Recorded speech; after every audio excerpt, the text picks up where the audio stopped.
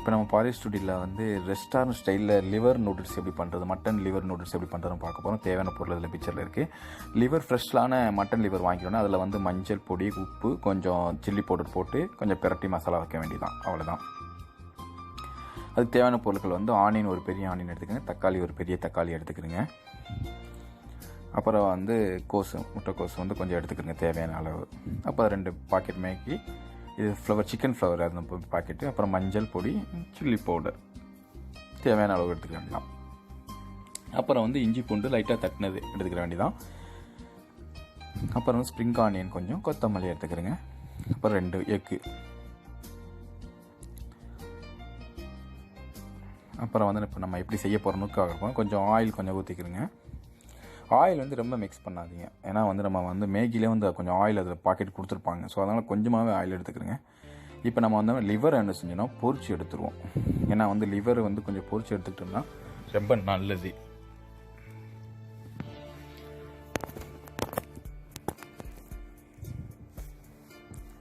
பாருங்கள், லிவர் நல்லா ஃப்ரெஷ்ஷான மட்டன் லிவரு. நல்லா மசாலா போட்டு நீங்கள் பிரட்டி எடுத்து லிவர், ஏன்னா வந்து கொஞ்சம் நீங்கள் மேக்கில் போட்டு பிரட்டும் போது கொஞ்சம் வேகாது. அதனால் நம்ம செப்பரேட்டாக நம்ம வந்து ஃப்ரை மாதிரி பண்ணி எடுத்துக்க வேண்டியதான். ஆனால் பெப்பர் வந்து கொஞ்சம் நிறையா சேர்த்துக்கிறோங்க. ஏன் பெப்பர்னா, நம்ம லிவருக்கு வந்து பெப்பர் நிறையா சேர்த்துக்கணும், அப்போ தான் அதோடைய டேஸ்ட் வந்து உங்களுக்கு இறங்கும். அதனால் வந்து பெப்பரை மட்டும் அதிகமாக சேர்த்துக்கிறோங்க. இப்போ பாருங்கள், லிவர் வந்து நல்லா வெந்துருச்சு. கொஞ்சம் ஒரு 50% வேக வச்சுனா போதும், நீங்கள் ரொம்ப வேக வைக்கிது. ஏன்னா நம்ம திரும்ப வந்து நம்ம மேக்கில் போகும்போது கொஞ்சம் வேகும். அதனால் நம்ம வந்து கொஞ்சமாக வேக வச்சாலே போதும், ரொம்ப வேக வைக்கணும்னு அவசியம் இல்லை. கொஞ்சமாக இது வேக வச்சுக்கிறோங்க, ஃப்ரை பண்ணி எடுத்துக்கிறோங்க.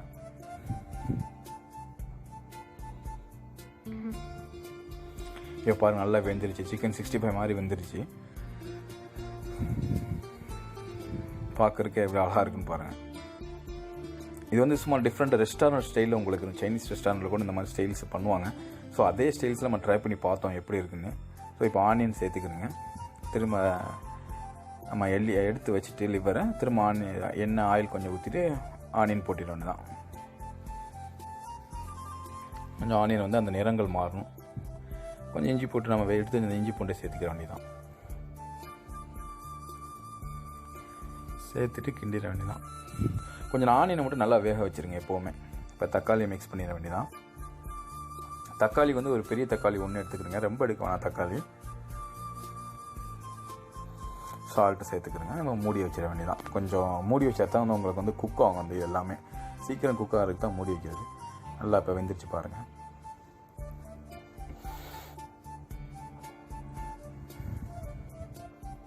இப்போ நம்ம லிவரை திரும்ப போட்டுருவோம். இந்த வெந்த ஆனியன் தக்காளிலே திரும்ப லிவர் போடுறது இன்னும் கொஞ்சம் உங்களுக்கு டேஸ்ட் அதிகமாகும். லாஸ்ட்டில் போடுறத இப்போ போட்டுட்டோம்னா உங்களுக்கு டேஸ்ட் அதிகமாக கொடுத்துருக்கா. இப்போ சேர்த்துக்கிற வேண்டியதான்.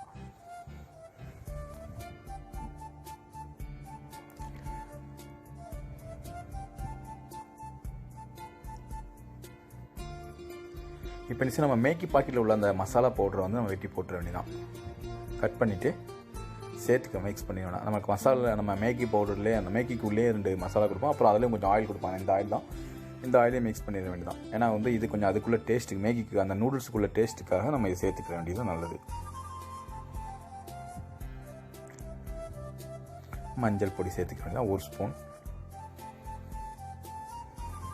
சில்லி வந்து உங்களுக்கு நல்லா ஸ்பைஸியாக வேணும் அப்படின்னா நீங்கள் சில்லி அதிகமாக சேர்த்துக்கலாம். கொஞ்சம் தான் சேர்த்துருக்கோம்.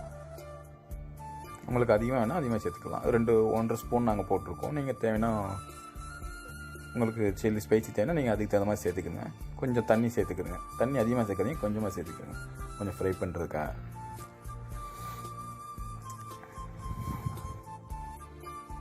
கொஞ்சம் வந்து அந்த மசாலா கொஞ்சம் வேக வைக்கணும். ஸோ கொஞ்சம் வெந்துருச்சுன்னா திரும்ப தண்ணி ஊற்றணும். ஏன் இப்போ நம்ம தண்ணி அதிகமாக ஊற்றுறோம்னா, இப்போ நம்ம வந்து மேக்கி வந்து வேக வைக்கணும், நூடுல்ஸ் வந்து நம்ம வேக வைக்கணும். ஸோ அதனால நான் வந்து கொஞ்சம் தண்ணியை கொஞ்சம் நம்ம வந்து அதிகமாக சேர்த்துருக்கோம். இப்போ நூடுல்ஸை வந்து ரொம்ப உடச்சிடாதீங்க. நூடுல்ஸை லைட்டாக அந்த இதாகவே நல்லா பெருசாகவே போடுங்க. நூடுல்ஸை ரொம்ப சின்னதாக நொறுக்காமல் இந்த மாதிரி போட்டுருங்க நூடுல்ஸை.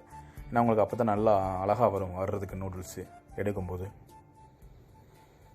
அவ்வளோதான். இப்போ நம்ம என்ன செஞ்சோம், கொஞ்சம் தண்ணியை சேர்த்துட்டு மூடிடணும். ஏன் கொஞ்சம் தண்ணி கொஞ்சம் இதில் அதிகம் சேர்க்கணும்னா, அந்த நூடுல்ஸ் வந்து வேகிறதுக்காக நம்ம செய்யணும். கொஞ்சம் நெருப்பை கொஞ்சம் கூட வச்சுக்கோங்க.